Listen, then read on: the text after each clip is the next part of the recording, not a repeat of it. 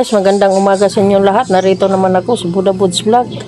Ayan, magano tayo ngayon guys, tatanim ng patani.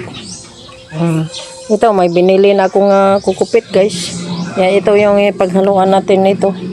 Saging na balat. Balat na saging guys. Oh.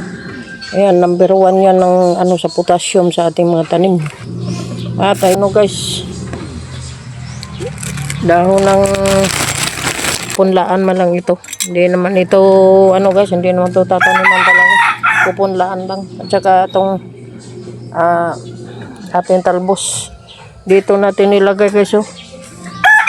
Ayan ating mga tanim, mga pinagpunla situbuan na guys. Pati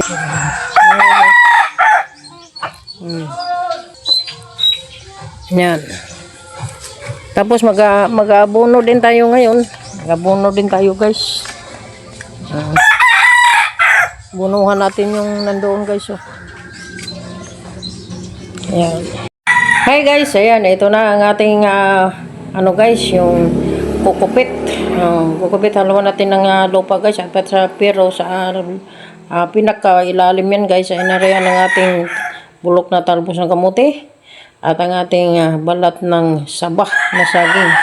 Ayan, ihalo-halo lang natin guys. Tapos dito natin natatanim ang ating buto ng seeds ng patani.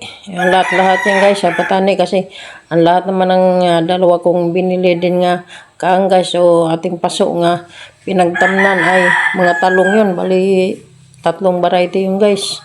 Yung talong na yun, yung green at saka ang ating dalawang isang bilog na klase ng talong green at saka yung ang ating medyo may pagkamahaba siya nga variety nga talong guys at saka yung isang ating yan guys, ito puro mga tani at itatanim natin dito guys. Yan, maraming salamat. Ayan, don't forget to subscribe to my YouTube channel, Buddha Boods Vlog. Maraming salamat.